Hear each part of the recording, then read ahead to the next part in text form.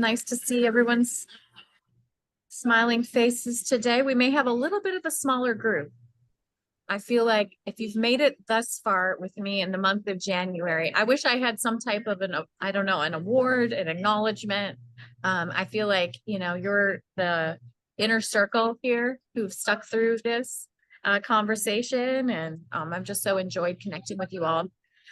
Hopefully you can hear me okay. We were having some construction done in our house and I needed to leave. So I'm currently at Panera. Any Panera fans?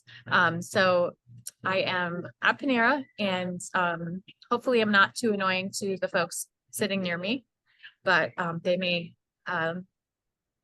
get something from our conversation today as well. So we're going to start in just a minute.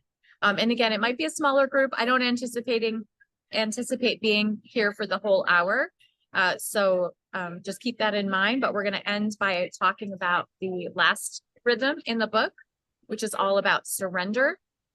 And if you all are having trouble hearing me, just please, feel free to raise your hand or type in the chat. So speaking of the chat, why don't we do that? So we've done kind of round robin circle check-ins. Today, I'm going to ask you all to pop in the chat the answer to this prompt here. All right, are we ready?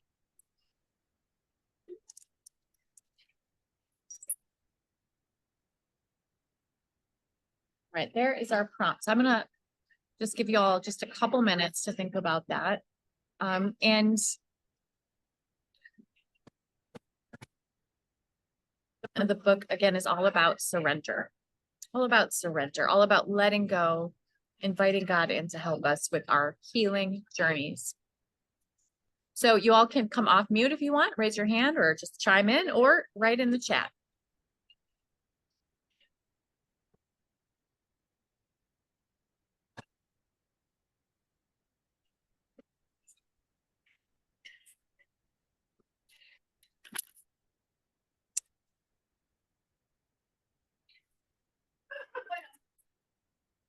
Looks like Tammy has mentioned you feel surrendered.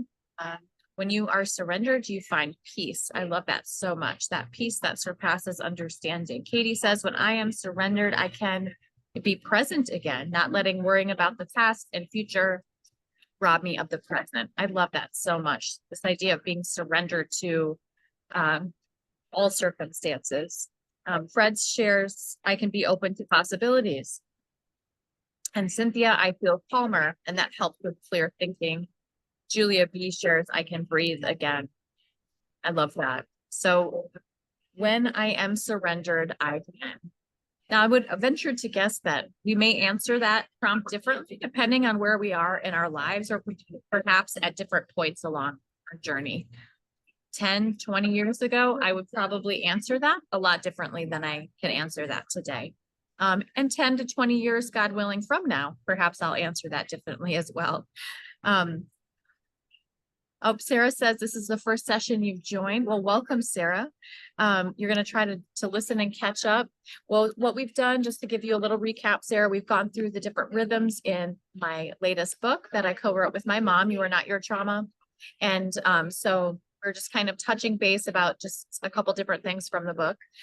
Speaking of the book, I would love to hear from you all if you have anything that's jumped out to you over the past month while reading the book that you'd like to talk about today before we move into just a couple questions related to the fifth rhythm.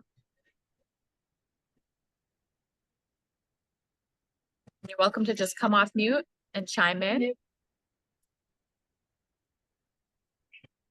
Are you getting background noise from me, Tam?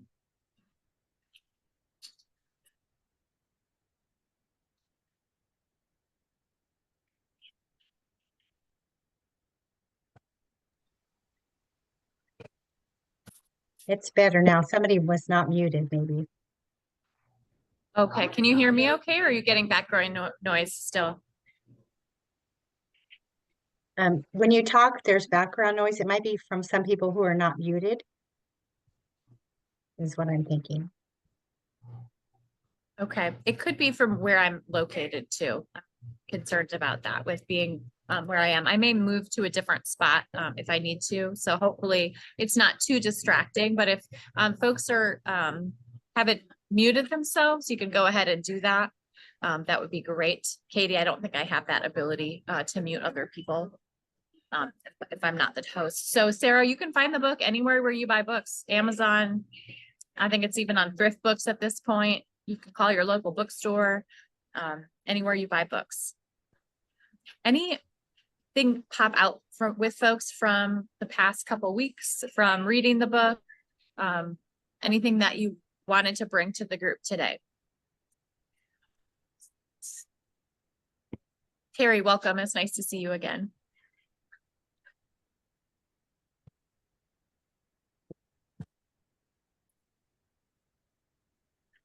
Seems we may have a quiet group today. Fred likes references to Cole Arthur Riley. Well, you know, have you read Cole's book, This Here Flesh? Very interesting read. Very poetic. I just appreciated the way that she writes and just made me think. I like that in books. Poetic language and making me think. Well, y'all are giving me a run for my money today, though I'm volunteering my time. So to the book, let's see here. And I just say that in reference to having a quiet group, which is good, you know, and sometimes we show up wanting to share and sometimes we don't. So when we think about this concept of surrender, you know, one of the reasons that it was important for me to include this towards the end of the book was because it's just such a foundational part of, you know, my recovery process and with the recovery process of so many people that I've worked with over the years. When we have the opportunity to experience a surrender, you know, some pretty amazing things can happen. And when I talk about surrender, and, you know, you'll get this from the book when you get to the fifth rhythm, it really isn't always just this moment of time, you know, this light comes down from heaven and knocks you off your horse type of thing, although that can certainly happen, but can be this kind of movement of surrender, a daily surrender. In recovery, we talk about in some pathways, a daily reprieve or a daily turning over, a moment by moment thing.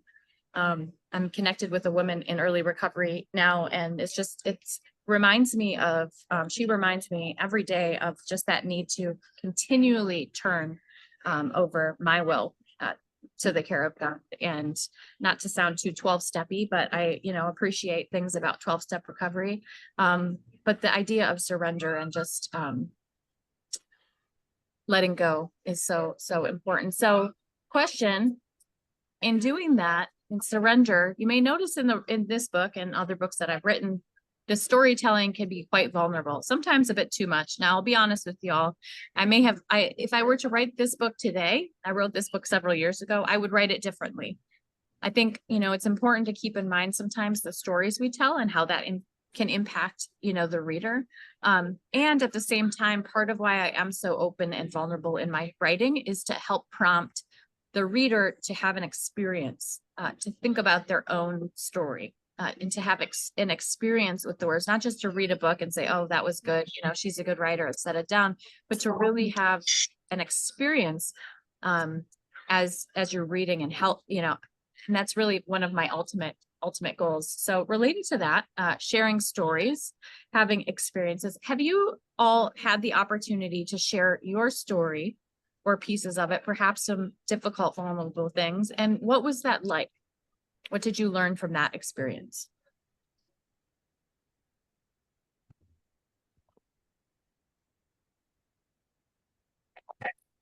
Fred, see your hand raised? Yeah. Excuse me. That all those things I thought were going to happen to me, people not liking me, or I don't know, just unrealistic things happening to me when I shared my story, didn't happen.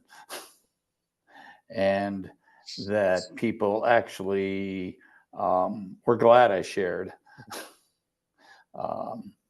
And so I think, and I'm still not good at surrender, I admit it. And usually it's, I surrender after everything has gone bad. Oh yeah, maybe I should give up and do something else, instead of saying maybe I should try, be, as I put in there, be open to possibilities from the beginning, not at the end. So I'm still working on that. But I see the importance of it. I see that's really how all the good things have happened in my life, when I finally gave up my idea of how it was supposed to be and opened up to possibilities. So I thank you for your stories. I really enjoyed reading them, and your mother's. Just, yeah, I have a story to tell, and I need to, at some point, keep telling it in the right places. Thanks.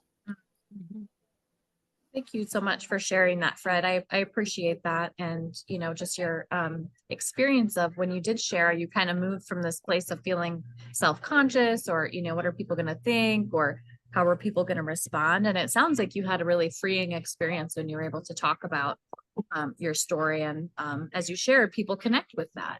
I've experienced a similar thing where it's, even now I did a in-person book club at our church over the past couple Sundays, and I'm like, well, these folks know a lot about me after reading this book, and I have to see them, on Sunday morning. We're all in our Sunday best and waving. It's like, whew, having to let go some of that, lingering shame that may kind of, or what are they going to think? Some of those types of feelings that are just so not helpful in so many ways. But sharing our stories can, at least for me, I can speak from my experience, move us through that.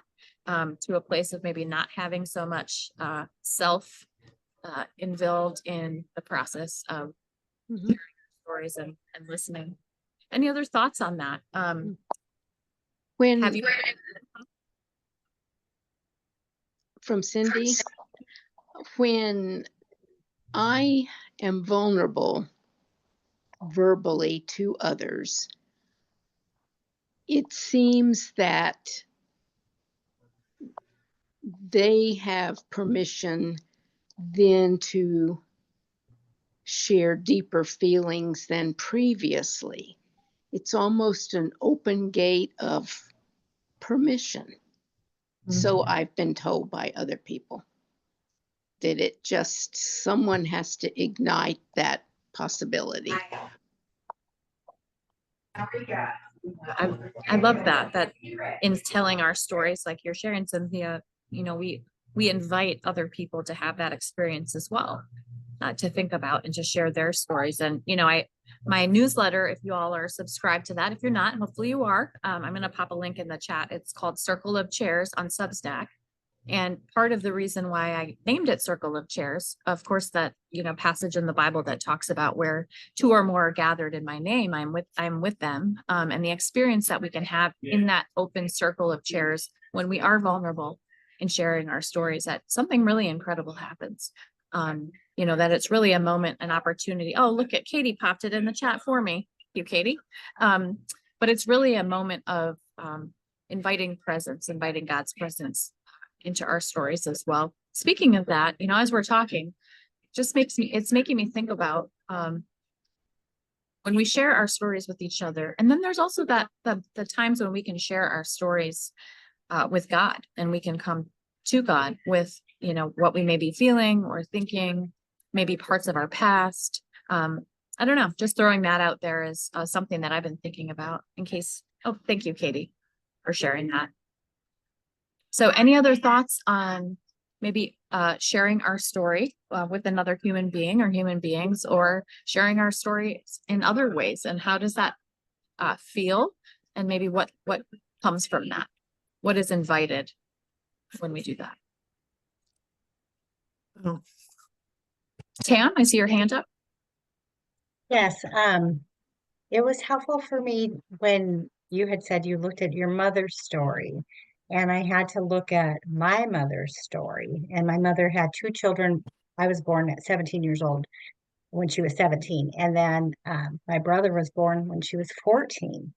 And after she passed on in 2015, I became friends with some of her friends, and one shared, she only had one pair of pants to wear in middle school, and she got teased terribly, bullied, and all that kind of stuff. So it's very helpful for me to have compassion for my mother, to understand that she did not know how to love myself or my brother. She just wasn't capable. She was a teenage mom.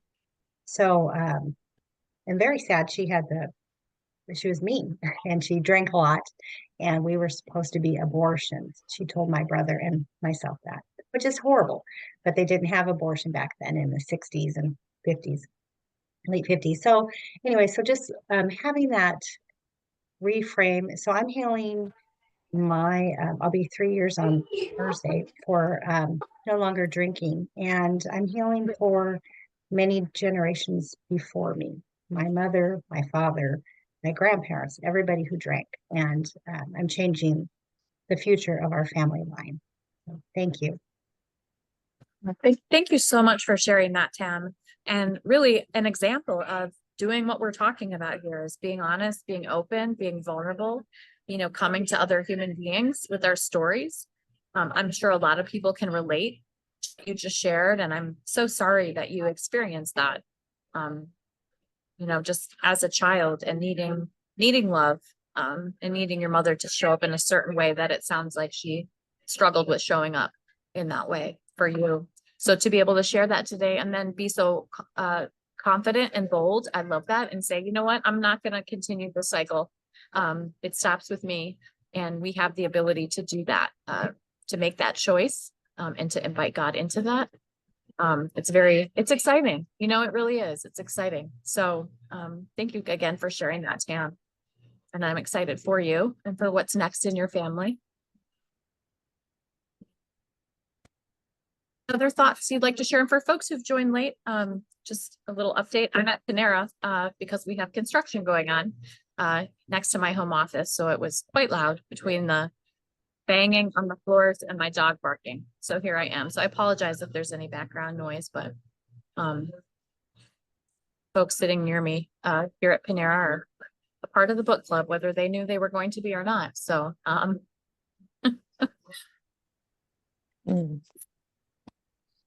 well, I will take a look here at I have this handy dandy. I don't know. Did you all print this off? I know we had a link for it last time. I sound like just such a promoter. I'm always dropping links for stuff, but part of, I guess, what authors have to do these days.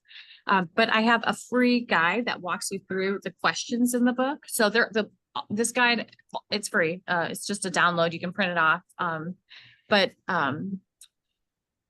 And Terry, oh goodness, I missed your hand up. Let me just quickly, briefly. So I can drop the link in the chat for this also, but you can download it and use it as a journal prompt. Some people are using it with their therapists.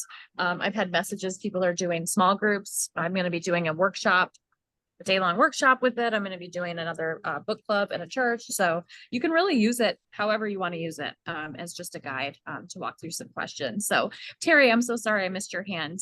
Oh, that's okay. I'm at work, so I can't really talk too loud, but just listening to the question about, or a discussion about your story, I never felt like, or I still don't feel like that I have a story. I mean, obviously there were reasons why I drank as much as I did and did things that I did, but I keep, in the 4 years, I keep thinking, my dad was an alcoholic, but I don't know that I want to blame my dad. I mean, I'm not saying that people are blaming, but they're looking at the history of their family. And I know in my dad's family, there was a history, I always just felt like maybe I was just born this way, that maybe I got that gene or whatever. So it's interesting.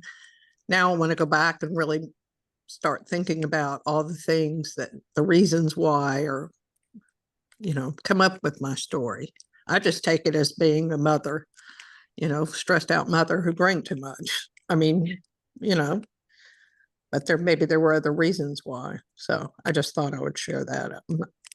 So that's all. Yeah, thank you.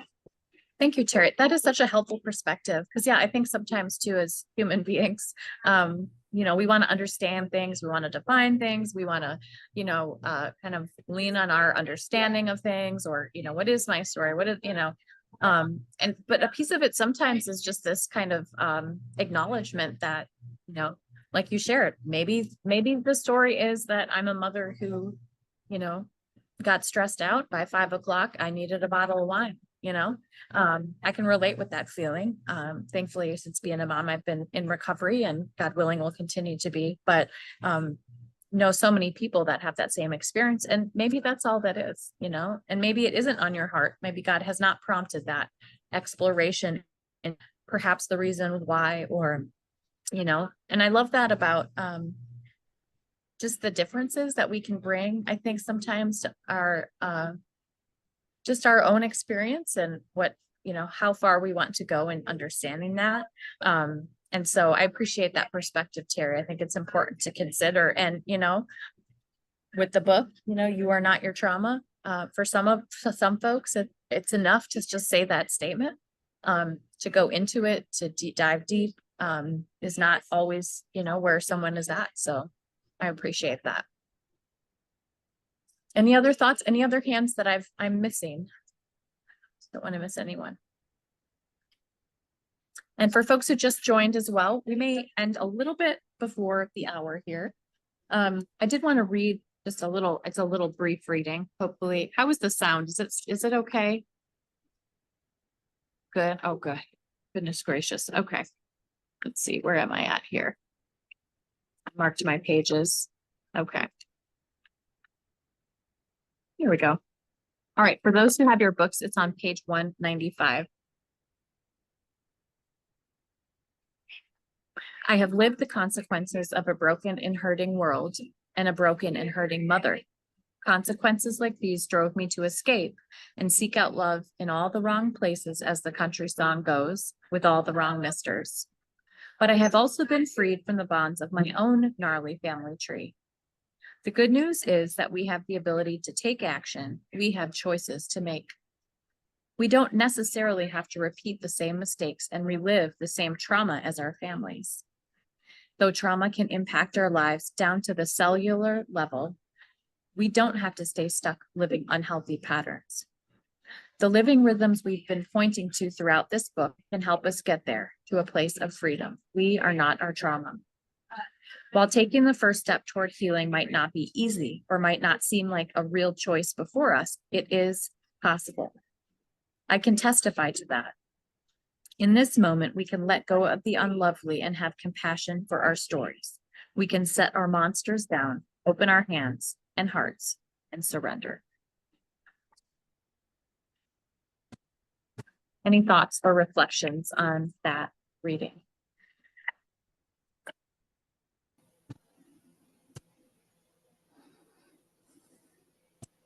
Fred?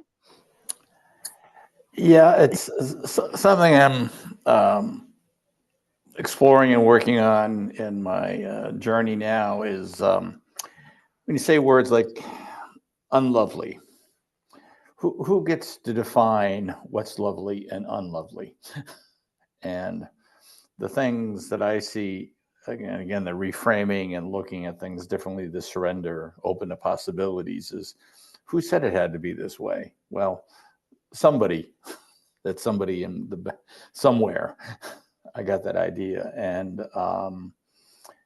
I am with other people on this call in terms of my own recovery and situations that happened to my family, and realized, yeah, here's the chance to work on the cycle of alcohol and dysfunction and mental illness, and just call it for what it is, and let's learn to live with it and talk about it. That's a big part of my own family, is everything was just fine, even though it wasn't. And so I realize I have that tendency. And again, when he said, we just want everything to be fine, everything to be lovely here. And so somebody else got to define how that is. So anything that was unlovely wasn't considered, wasn't talked about. And what you're saying throughout your book is, let's look at these unlovely things and reframe them and see them as part of our healing, and not things to be ignored, hoping that someday they would go away or not be seen or shown or exposed or all those things. And so, again, the book, your book, caused me to just question those definitions I carry around. Who said why? And why do I carry that? And help me to keep questioning and look at it and say, maybe I can look at this differently. So I appreciate that. Thank you. Thank you for sharing. As a word lover too, I like to pick up on words like that, and interesting, the word unlovely. But yeah, who gets to define what that is? For some of us, you know, a lot of the unlovely in my own story, if you've read my books, you now know a lot of those stories. And for me, it has been this process of shifting my focus on what I perceive as unlovely, to, you know, looking at what is lovely. And what does God say, you know, that my story is, despite its unloveliness, it is still lovely in God's eyes and his eyes. And just resting in that truth has been so transformative. So, you know, the passages of scripture, whenever I talk about the word unlovely, in my mind, it always points to the passage that talks about, let's focus on what is lovely. And so thank you for bringing that up. I'm glad that word specifically kind of jumped out at you. You're actually, my mind now is swirling about a prompt for my own writing that I would like to maybe explore that a little bit more. So Fred, hopefully you're part of my Substack newsletter. I may be exploring that, and I will not call you out by name, but perhaps if you're okay with that, I will expand upon the idea and reference that it was brought up in this book club, because I think that's a really important thing to consider. And explore more. Thank you. It looks like Sarah has typed in the chat here, being the youngest, I come to realize that, like farming, some years were better than others. I love that picture there. I'm conscious of the fact that certain siblings experience the good years and others the bad. I understand them individually better with that knowledge. Yeah, that is important too. Like, similar to what Fred was sharing, you know, who defines what is unlovely? And for one person, the experience may have been or felt or been perceived as something, when, you know, for others, even in our own family, it is quite different. I've experienced that, you know, growing up in an alcoholic home, where some family members, there is no dysfunction. There has never been. It's all very loving, and all of those pieces, where the way that I see it, with the glasses that I'm wearing in recovery and some of the things I've been through, you know, it's different. So just understanding and having that kind of compassion and empathy of, you know, we sometimes are coming from very, very different places, and we all have kind of these glasses that we are looking at the world through. Yep, Terry, I can post a link. It's just a free download that you can access. So I'm going to do that.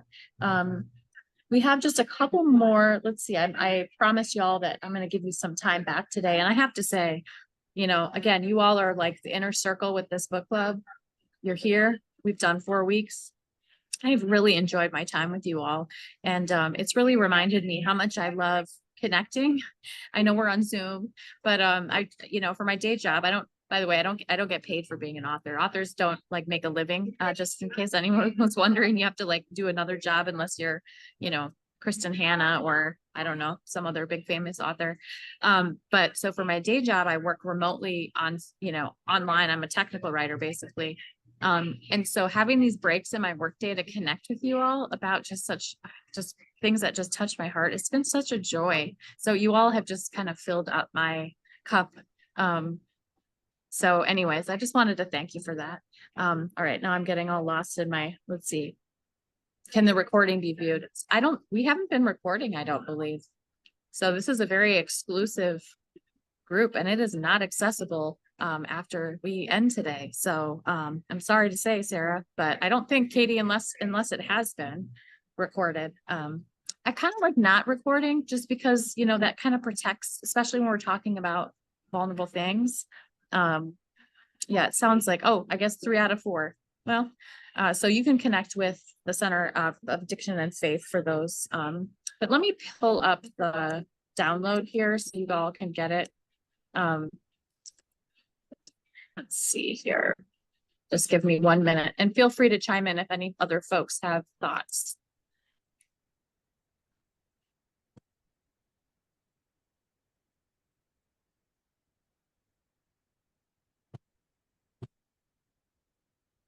On the link here.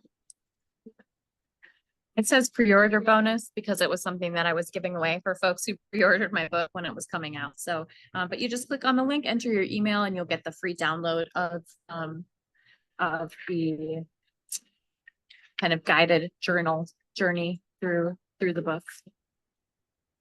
And there's the website that Katie just popped in with some of the recordings as well that you can check out. So I'm going to read one more reading. And then we're going to open it up for some final discussion, and then we will close. All right, so I'm at the end of the book on page 226. This January, I'll be celebrating, God willing, another year living in recovery. I have a loving family of my own. I have a roof over my head and a safe and warm place to sleep. We have more food than we need. Today, I have healed relationships with my extended family, and I pay my bills on time. That is a miracle, y'all. I get to work with other women in recovery and share my story. I even started an online storytelling platform called Circle of Chairs. Today, I can say with boldness and awe that I am a woman in recovery. I am a woman with hope. My mom is too. We know that according to Romans chapter 5, verse 5, hope does not put us to shame because God's love has been poured out into our hearts through the Holy Spirit who has been given to us. And we can accept this love. We can receive this love. Even women like me who have lived in the dust of shame can embrace what G.K. Chesterton has called the furious love of God. I love that. A tremendous hope. My story and that of my mother's has been an uphill climb with steep and treacherous summits. You have your own story too. Mountains and valleys and riverbeds that speak of the unspeakable. Yet at the same time, we can point to overflowing waterfalls that remind us that no matter what, we can keep moving. We can be part of the birth of resilience in our lives and importantly for the next generation. Our hearts can be open to the transforming power of love and to the amazing truth that God does have a plan. He does have a future. He does have a hope for us. It doesn't matter our past chains or our past trauma or our mama's trauma. What does matter is that every new day is an opportunity to choose hope.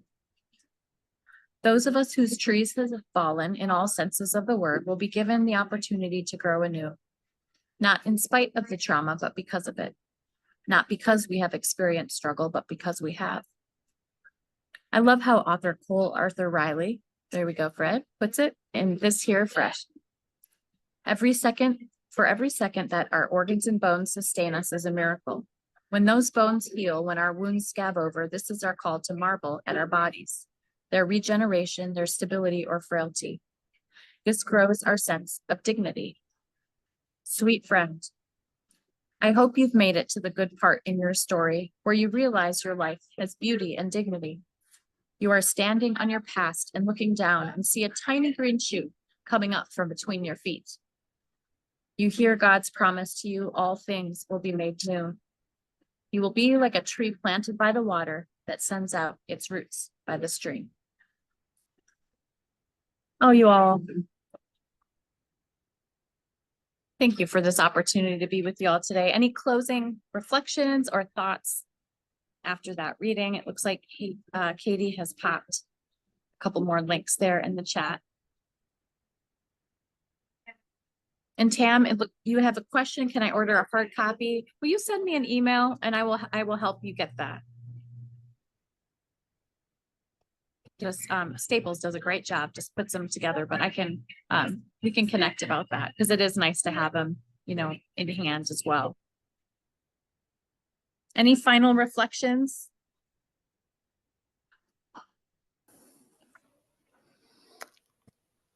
Yes, sir. Yeah, well, I want to thank you for writing the book. for sharing, for spending the time. I had to miss a couple weeks just because of the schedule. But everything you say makes sense. And really, thank you for the workbooks, because that helps me do it, taking those steps that way. You mentioned at different points, I saw in one of the handouts about community. And I'm a real believer that it is in that community where we are healed, and we have to find our communities. And whether it's in a circle of chairs in a church basement, or just in my retirement, I've found different people. And there's another gentleman and we get together on Fridays and eat ice cream at an ice cream parlor and sit around and just laugh. I think I mentioned that before. But that's just my community, and just other people. And you find out that you don't have to have an agenda, and yes, it's good to have my friend. When we got together one time, I said, gee, maybe we should have something to read, something to do. And I'm a retired teacher. And he said, no, professor, the class is over. We're just going to talk. Nice. And I appreciated that. And I realize with so many people now, I just really need to have a cup of coffee and just talk about anything and not worry about, do we have to get this done, get that done, do this, do that. No, we just need to enjoy each other's company, and that sense of community. I can see how that is healing me. So thank you for having this online community. I find Zoom exhilarating because we all get to be from different places all at the same time. So I'm a Zoomer, and thank you. Oh, well, thank you so much, Fred. It's been so nice getting to know you a little bit, and I'm so glad that you joined. Any other final thoughts before we close? Katie, I don't know if you want to close us off in prayer. I would like to make one ask of you all. As I've alluded to before, thank you, Tam. I'm so glad you've been here. What really can help authors like myself get our word out after you've read the book, if you wouldn't mind providing a review on Amazon or Goodreads, that can be really helpful. I don't know if you know the algorithms, on social media and all that, but apparently Amazon has the same thing. So if you hit 100 reviews, Amazon likes that, and we'll show your book to more people. So my goal is to hit that in this next year. So your review on Amazon and Goodreads, just Amazon, would be amazing. It's pretty simple, but if you have questions on how to do that, feel free to email me. I have a little YouTube that I found that will explain how to do a review on Amazon, an honest review. So I would appreciate that. It doesn't have to be like, oh, this was amazing. If you want to leave a critical review, I wouldn't encourage it, but I'm open to all and any feedback as an author to help, get a message out and to help other people. So, well, thank you so much. If there's no other comments or thoughts. Thank you, everyone from the Center of Addiction and Faith as well. I've been off camera a lot. But I personally just want to thank you all for adding some joy and community to my life these past few weeks as well, just working behind the scenes alongside Caroline and Ed. And I don't know about you guys, but the Serenity Prayer always brings me a little more peace. So if you guys want to say it together, that'd be great. I'll start us off. God, grant me the serenity to accept the things I cannot change, the courage to change the things I can, and the wisdom to know the difference. And I just thank God for the community that all of you guys have brought together alongside Caroline and the Center of Addiction and Faith, which you can find at addictionandfaith.com, and you guys can stay up to date.